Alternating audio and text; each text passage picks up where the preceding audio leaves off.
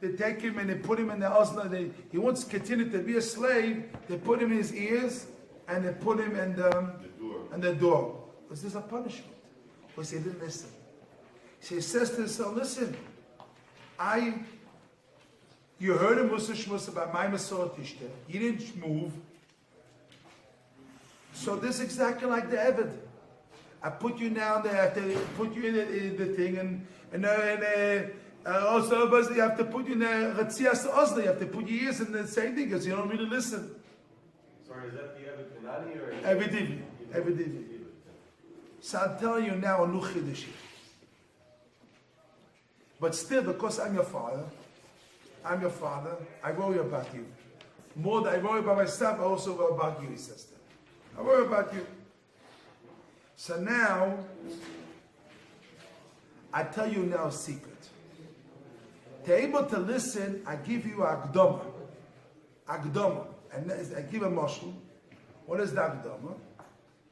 Agdoma is, like you say, you have a nice stone. So you have to put it, to make a nice stone, you put a nice, golden, nice mizgeret. Not nice mizgeret, a frame.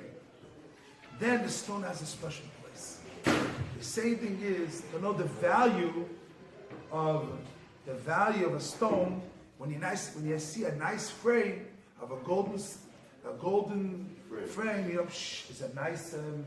Nice stone. A nice. The same thing is, he says, listen, I want to tell you, I want to give you a nice frame to be able to hear the word I want to tell you now.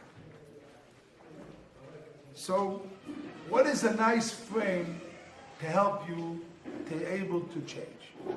There's two ways he says here. Understanding then is to pay attention. It's called paying attention. You can hear something. If you don't pay attention on it, you don't really hear. You don't hear, you don't pay attention. So the rule is, you have to pay attention and focus, and when you have to pay attention on something, you worry about the something you pay attention on. You worry about what? On the thing I pay attention on. It's not worrying because because paying attention means I have to supervise and make sure that what I'm paying attention on, make sure it happens. So paying attention and supervising, make sure it comes out right. This is the preparation is for you to listen. You see, if you only come, I tell you something, and you don't really prepare yourself, and really put the frame, like this nice stone, you don't put a nice frame to it, that gives value to the frame, so you don't give value it, and also this is the way how you really, when you pay attention to the thing, so then it basically you're able to see, you're able to basically, to hear what it says. So it comes, he says, Asami Karamis, I want to tell you now, the secret of, what is the secret of a sin? What is the secret of a sin? What is the secret of a sin?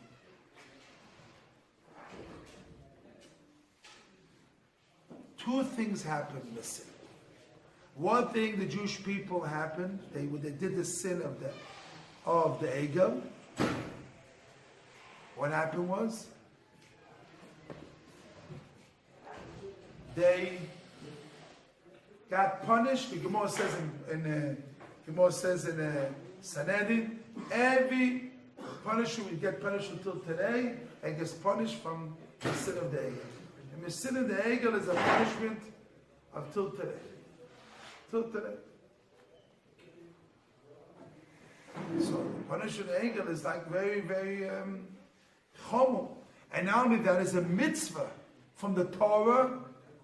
The Yeshiva says maybe from the Nevi'im, to remember the Ma'aseh Egel every day. It's a mitzvah. Why is so much so powerful this thing? What's going on here? Because Jewish people in the highest level, they got the Torah, And once after that, they slipped their mind. They got the beautiful Torah and slipped their mind, slipped their heart, and running after the idol worship.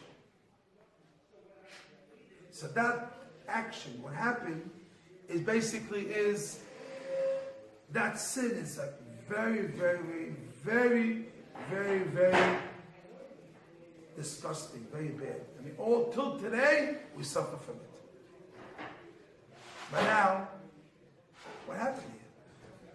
This is only mitzad, the negative that we got punished.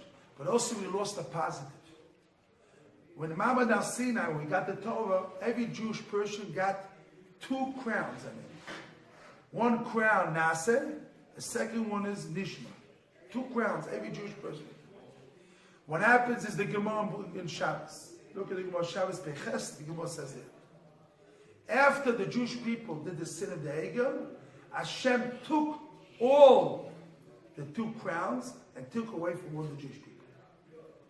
And who took it? Who took it? Everything? Moshe Rabbeinu. Moshe Rabbeinu took all the crowns for himself. He didn't go back up, but everything came to Moshe. This is the Gemara says in Gemara Shabbos. He was zoiche. He was able to do ma'aser zechiyah to zoiche all the crowns. Moshe Rabbeinu. But what is the point here? See how much is so bad to do a sin. A sin is so bad. We lost out. We lost, every Jew had 2 crowns and then we lost out. Plus, the punishment is unbelievable punishment till today. But now, is that enough? Is that enough? But Chaim, not enough. When Hashem says to Moshe Rabbeinu, it's not enough to hear this idea of the punishment. Is a different point here. Now, this is the main point. The main point is when Hashem talks to Moshe Rabbeinu, he says to them, Jewish people, why your neck is stiff? He did not say why you did the egel, you did the sin, but why your neck is stiff. And because of that, we lost the 2 things. Hashem wanted to kill all the Jewish people, and we lost the 2 crowns. It doesn't say because we did the sin. The pasuk says because our neck is stiff. Comes to Simcha, Zissel says, I wanted to learn a new lesson.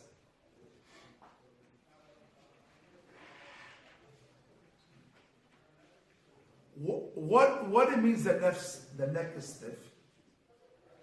I'm used to it. This is me. I cannot change my habits. This, he says, B'Shem Efoshi. I cannot change my habits. I'm going this way. I cannot change my habits. I'm going this way. I cannot change my habits. I'm going this way. I cannot change my habits. I cannot change my habits. This is stiff neck. And stiff neck, Hashem says, you have a stiff neck, destroy you. Kill you, destroy you. But could you use the word stubborn also, or is it not exactly that concept? What are you saying? The word stubborn came into my mind. She'olam is to be stubborn? I'm asking. Makes sense. Maybe, it's true. But he doesn't say this. Maybe you're right. It's also could be stubborn. Because everybody learns stiff neck means stubborn. But he brings them a fortune here means don't want to change your habits. That's the point. The point is, That's his point. the point is, I'm going my way, I don't want to change my habits. This is my habits. I get up in the morning, I must have a cup of coffee. It's a habit. I get up in the morning, I must have a cup of coffee. It's a habit. The dependency. It's a habit. No, it's not, because if you don't, No, if you drink a cup of dependency coffee is every- it depends. Medela is It's a memela. a It's spin-off. second It's a step. spin-off. The spin-off. The spin-off. It's not sugar. It's a spin-off. Not the thing The itself. spinner, not the thing himself. You know what I'm saying? I don't drink in the morning coffee. Yeah, but if you drank coffee every morning for a week, I know. if you didn't drink coffee the next day, you would have withdrawal symptoms. I So know. that's a dependency. It's not habit. Now, habit would be getting up every morning and making your But bed. this, the point is, you cannot change. What is stiff neck? Not dependency. That's a physical. Even the physical, we said we're not sure here.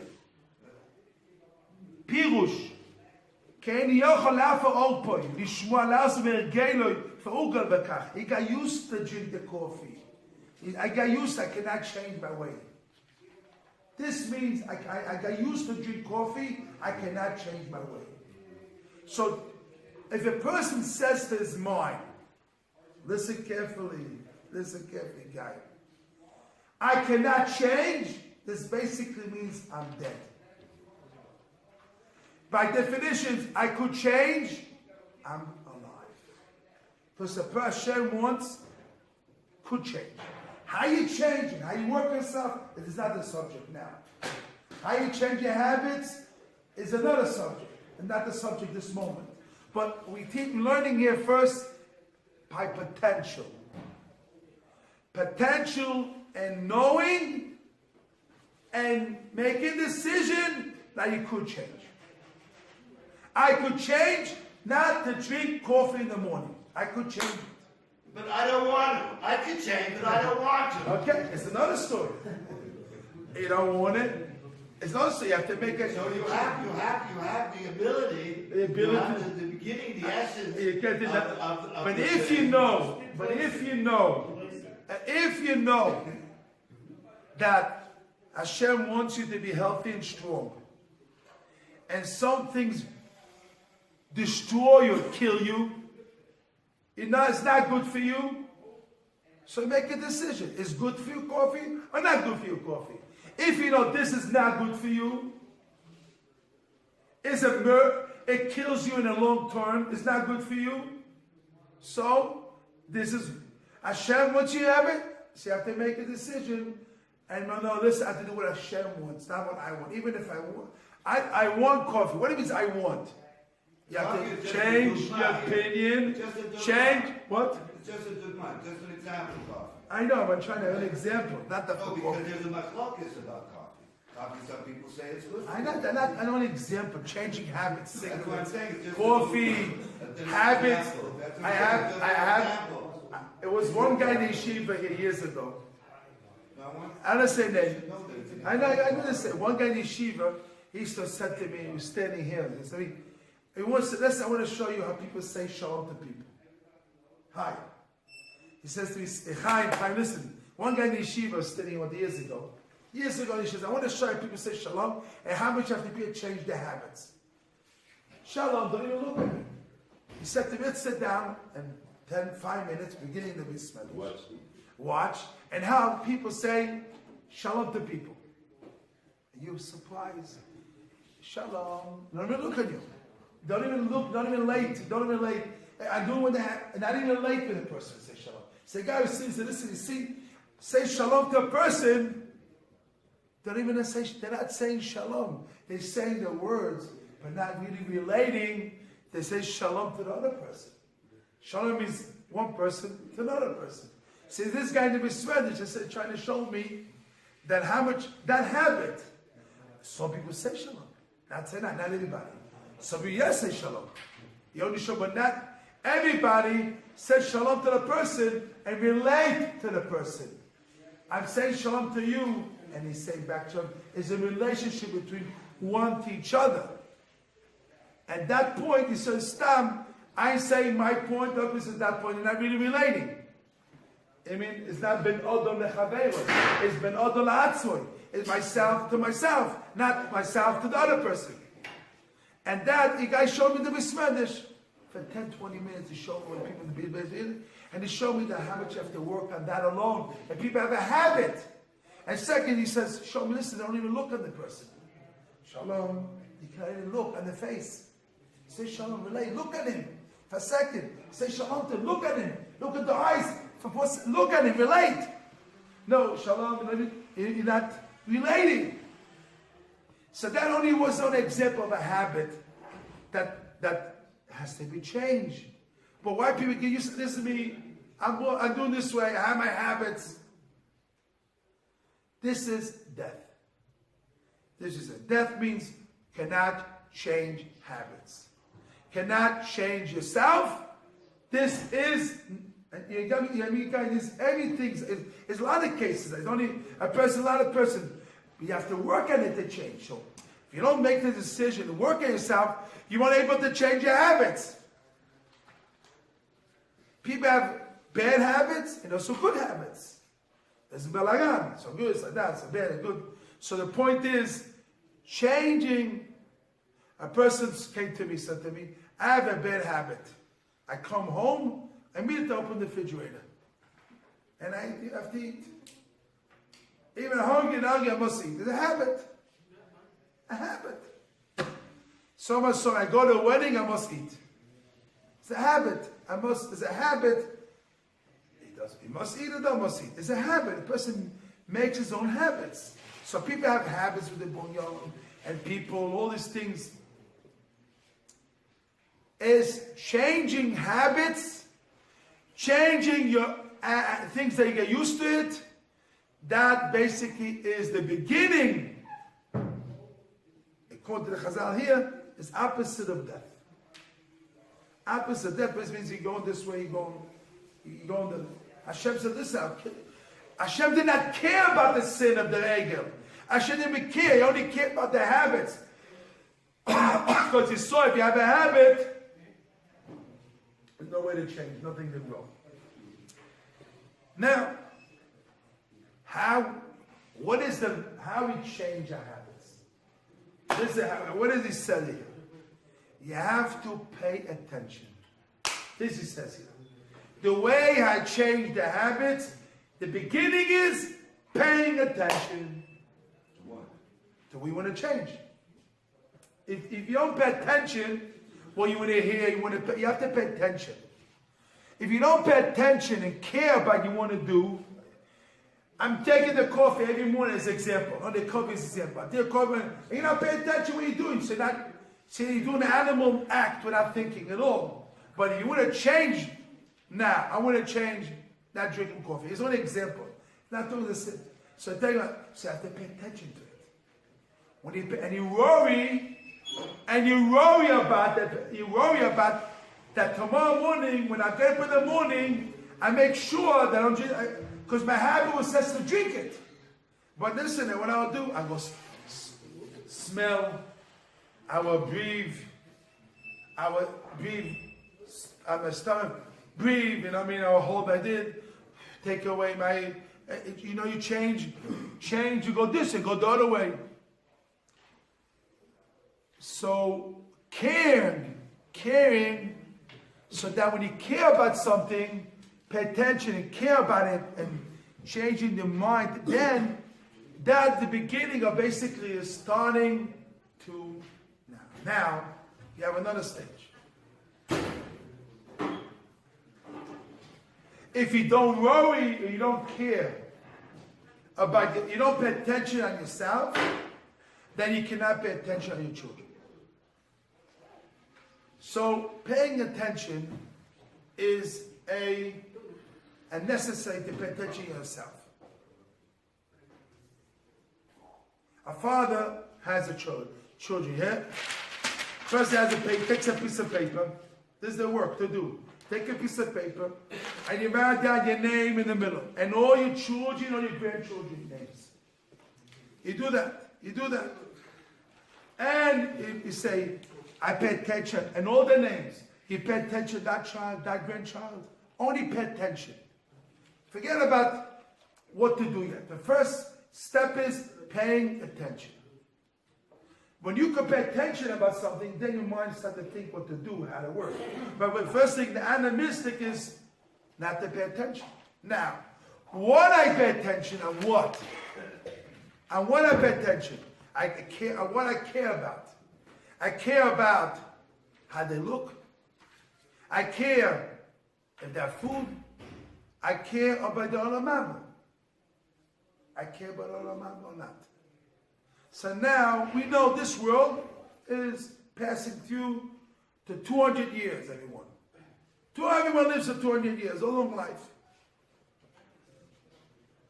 But what is what is the next world? How you get Olam Haba? It says in Pirkei Kana loy Torah, kana lo Olam Haba. Pirkei is Perek Beis, Mishnah Zayin, Mishnah Zayin. Perek Beis, Mishnah. There's some different Mishnahs. Mishnah Ches, here's Ches. Kana loy divre Torah, if you buy to yourself Torah, kana loy ochaye olam haba. You get the second world. Pick your office. Kana loy divre Torah, if you acquire to yourself Torah, kana loy, you acquire to yourself Chaye Olam Haba. You acquire to yourself life of Olam Haba. So now, a person, natural, every person, he has a natural way.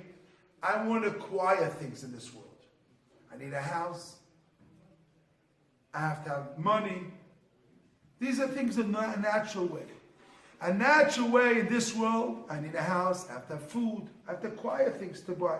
I don't talk about to be rich and millionaire, to acquire all the worlds of money. I talk about simple things, acquire things. But Olam Haba, you have to acquire Torah. The Chofetz Chaim says in the Sefer, and his board in his board also Zissel used to be I think the Gdoma, the Ktsois brings it, the Midrash, the Yushami. In Olam Haba you only could talk Torah. Is no other language. Anybody hear this word? In the second world is no language. There's no books, and there's no languages. Only Torah. The Chofetz Chaim says it. So Olam Haba, you said when it comes to Olam Haba, you want to talk. If you have no Torah in Olam Haba, you cannot buy. So what people won't spend the time, I want to buy this world.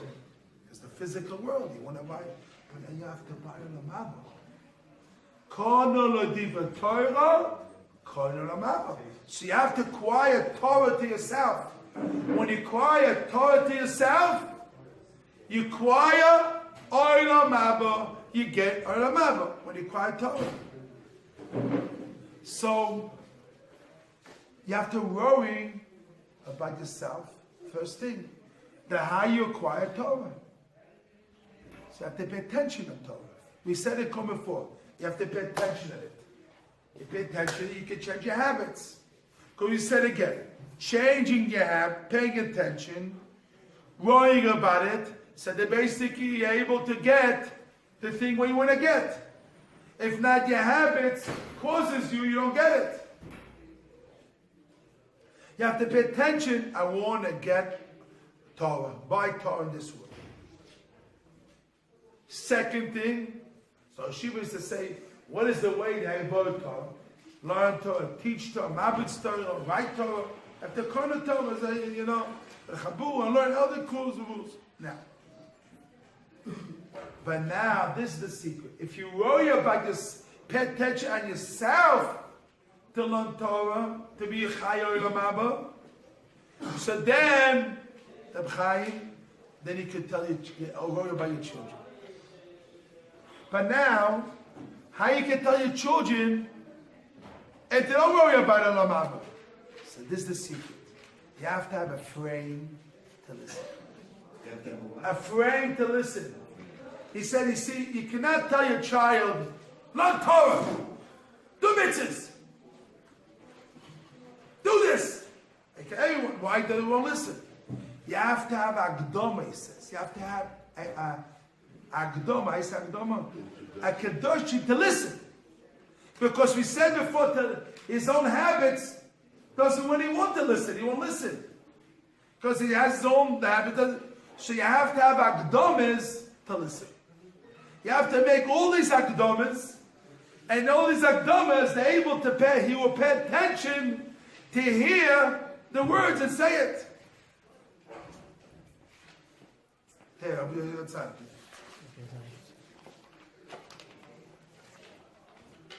A person wants to get his family together. That's what he does. He takes all his family to a restaurant to eat. Or he has his van, or to get together. But he doesn't habits. Don't listen again. Habits, don't listen. Habits, don't listen. She does something special, this and that. But now, after they listen, they're ready to listen. He has to be prepared, and his ears, and prepare them to listen. It's not enough. Listen, I prepare all these things, need preparation to children to listen. It's not enough. Listen, so what you do? They're going to eat food and everything. All this you have to put in your head. This is basic preparation for them to come. In that moment, boom, I say the Dvar Torah. Boom, you say the words you have to say. Because these are akdomas. So the rule is akdomas to listen. So and if you don't listen, like the Eved says, I'm a nirtzah. You don't listen, they put ears in the thing because he doesn't listen. But we tell you a secret, I tell you a way. Do the akdomas to listen. So two things you need to have. One is the two things. If you want to give over to your children education, you want to give it over, let's say the main thing is Torah. Main thing is this, how you give it over. First thing is, you have to know the quality of Torah. Why Torah is so important. And really know the quality. Not learn Torah. You have to know the quality, what is it? But there's another thing you have to know. That Hashem loves you or not no end. Everybody take their hand like this. Hashem loves me no end.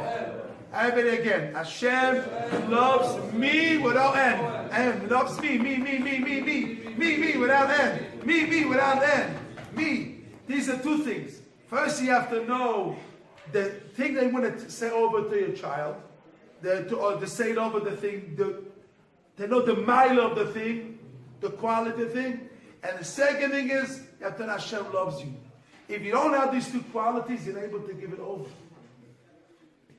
Get up to the minute. Do this. He won't hear you. But if you know the quality of the thing, and you know Hashem loves you unconditionally, without love, then you're able to get it together. These two things together. The quality they want to change. The thing they want to work on. Plus, Hashem loves you unconditionally. These two things together gets you to able to move and able to change. And then you pay attention and you worry about it, and able to grow. Come on around.